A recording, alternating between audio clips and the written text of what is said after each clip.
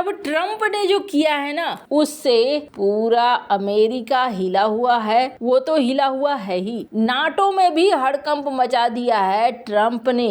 जानेंगे क्या है मामला। तो वहीं दूसरी तरफ आखिरकार यूरोप घुटनों पर आया है। जानेंगे कैसे यूरोप के 2 देश यूरोप से बगावत करके भारत पहुंचे हैं। जियोपॉलिटिक्स में इस वक्त बहुत कुछ चल रहा है, जानने को आपको बहुत कुछ मिलेगा। आइए जानते हैं इन खबरों को विस्तार से। अमेरिका में अगले साल राष्ट्रपति चुनाव होने वाले हैं और हाल में सर्वे बताते हैं कि ट्रम्प अपने बाकी विरोधियों पर काफी भारी बढ़त बना चुके हैं। सोमवार को राइटर्स के ओपिनियन पोल के मुताबिक ट्रम्प ने साल 2024 के रिपब्लिकन राष्ट्रपति पद के नामांकन मुकाबले में अपनी मजबूत स्थिति बनाई हुई है। रिपब्लिकन पार्टी में Vivek Ramaswamy, Nikki Haley, Ron DeSantis सभी मिलकर भी ट्रम्प को टक्कर नहीं दे पा रहे हैं। पूर्व राष्ट्रपति ट्रम्प को रिपब्लिकन पार्टी के आधे से ज्यादा वोटर्स का समर्थन हासिल है। सर्वे के नतीजों के मुताबिक 61% रिपब्लिकन वोटर्स ने कहा है कि वो डेमोक्रेटिक राष्ट्रपति जो बाइडेन को चुनौती देने के लिए पूर्व अमेरिकी राष्ट्रपति ट्रम्प को वोट देंगे। फ्लोरिडा के गवर्नर रॉन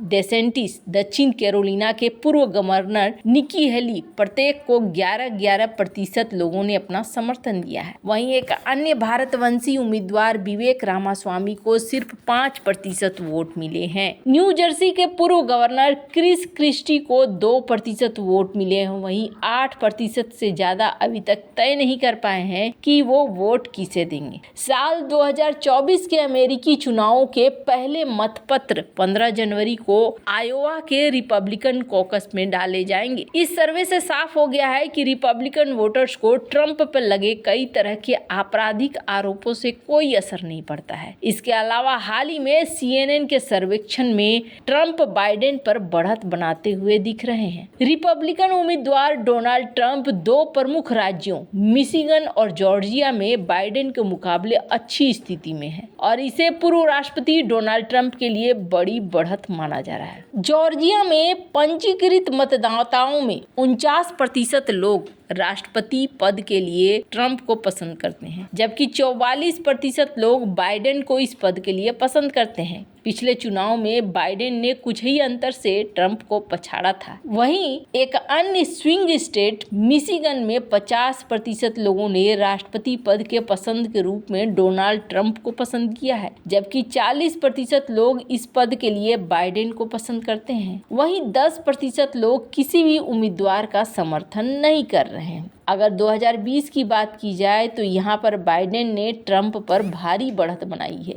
जबकि इस बार स्थिति साफ उलट दिखाई दे रही है। बाइडेन की लोकप्रियता बहुत कम इस वक्त हो रही है और ट्रम्प की लोकप्रियता बहुत तेजी से बढ़ रही है। और आपको बता दें टेंशन किस बात की हो रही है, तो टेंशन हो रही है ट्रम्प को लेकर नाटो को। स्क्रीन पर एक आर्टिकल देख सकते हैं। नाटो का मानना है कि जिस तरीके से हालात हैं, ऐसे में अगर ट्रम्प आते हैं सत्ता पे तो नाटो को ये तोड़ देंगे। द न्यूयॉर्क टाइम्स की इस रिपोर्ट को आप देख सकते हैं, जिसमें कहा जा रहा है कि अगर ट्रम्प आते हैं तो यहाँ पर पूरा सीन बदलता हुआ नजर आएगा। पहले भी ट्रम्प ने कहा था कि नाटो बेकार है। आपको बता दें डोनाल्ड ट्रम्प ने अपने एक किताब द अमेरिका वी डिजर्व, इसमें उन्होंने क्या लिखा था, उन्होंने लिखा था कि अगर हम यूरोप को छोड़ देना तो हम लाखों डॉलर सालाना बचा लेंगे। आपको बता दें उसने पहले भी कई बार कहा है कि नाटो का मिशन बेकार है और नाटो जैसी संस्था को टूट जाना चाहिए। वैसे आपको बता दें फ्रांस ने भी कुछ इसी तरीके का बयान दिया था। एमेनुअल मैक्रोन को भी ऐसी ही बातें बोलते हुए देखा गया था। हालांकि रूस यूक्रेन युद्ध हुआ तो इस युद्ध के बाद नाटो थोड़ा एकजुट होकर एक छतरी के नीचे दिखाई दिया, वरना नाटो टूट जाता ऐसा ही दिख रहा था। खैर अब टेंशन में है बाकी के नाटो के मेंबर और खास तौर पर टेंशन में है यूक्रेन की। अगर नाटो ही नहीं रहेगा तो ज्वाइन किसे करेगा। खैर अब आने वाले समय में पता चलेगा क्या ट्रम्प सत्ता में आते हैं और आते हैं सत्ता में तो फिर इसका असर क्या होने जा रहा है। तो वहीं दूसरी तरफ एक और बड़ी खबर आ रही है। ये खबर यूरोप को लेकर आ रही है। आपको बता दें, काफी लंबे समय से भारत यूरोप के साथ फ्री ट्रेड एग्रीमेंट साइन करना चाहता है। यूरोप के अधिकांश देश इस चीज को चाहते हैं कि हाँ, एक फ्री ट्रेड एग्रीमेंट साइन हो जाए, लेकिन बीच में बाधक कौन है? बाधक है Germany. Germany free trade agreement यूं ही साइन नहीं करना चाहता है भारत के साथ। उसका इरादा है कि भारत के साथ जब भी फ्री ट्रेड एग्रीमेंट साइन हो, हमारी शर्तों पर हो। स्क्रीन पर वियोन की एक रिपोर्ट देख रहे हैं आप। यूरोपीय यूनियन के एग्रीकल्चर कमिश्नर ये भारत आए। भारत में इन्होंने कई सारी चीजों को देखा। देखने के बाद इन्होंने भारतीय किसानों की तारीफ की और कहा कि हम फ्री ट्रेड एग्रीमेंट साइन करना चाहते हैं, लेकिन कुछ चीजें हैं जो अड़ंगा डाल रही हैं। जैसे ही सॉल्यूशन हो जाएगा फिर हम फ्री ट्रेड एग्रीमेंट साइन करेंगे। पर न सॉल्यूशन हुआ और न ही ये फ्री ट्रेड एग्रीमेंट अब तक साइन हुआ। उल्टा क्या हो गया, WTO के अंदर अलग अलग तरह के केस चल रहे हैं। अब जैसा कि एक केस चल रहा है ICT इंपोर्ट ड्यूटीज का। अब इसमें क्या था, भारत ने टेलीकॉम के इक्विपमेंट्स और मोबाइल फोन के ऊपर 20% और 15% का टैरिफ लगा रखा है। और आपको बता दें, इसके खिलाफ WTO में बहुत सारे देश पहुंचे हैं। यूरोपीय यूनियन के साथ साथ जापान, चाइना, यहाँ तक कि इस एग्रीमेंट के खिलाफ ताइवान भी पहुंच गया है। इतने सारे देश पहुंचे।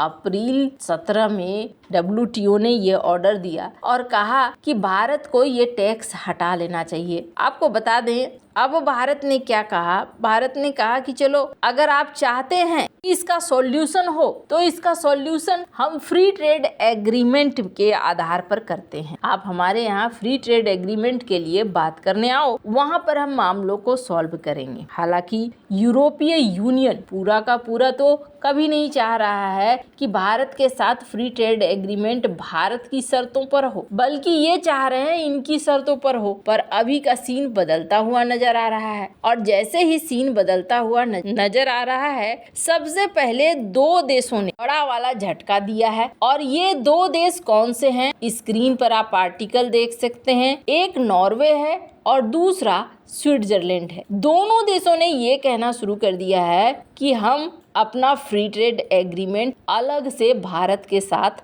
साइन करना चाह रहे हैं। स्क्रीन पर एक आर्टिकल देखिए कि भारत आए हुए हैं ट्रेड मिनिस्टर स्विट्जरलैंड से और नॉर्वे से। ये अलग से क्रिटिकल बातचीत करना चाह रहे हैं और ये फ्री ट्रेड एग्रीमेंट साइन करना चाह रहे हैं। अब ऐसा लगता है धीरे धीरे जैसे ही ये फूट पड़नी शुरू हुई है, बाकी के यूरोपीय देश भी दौड़े आएंगे। वैसे इन सब मामले में आपकी क्या राय है, कमेंट कर जरूर बताएं। जल्द मिलते हैं अगले वीडियो में नई खबर के साथ।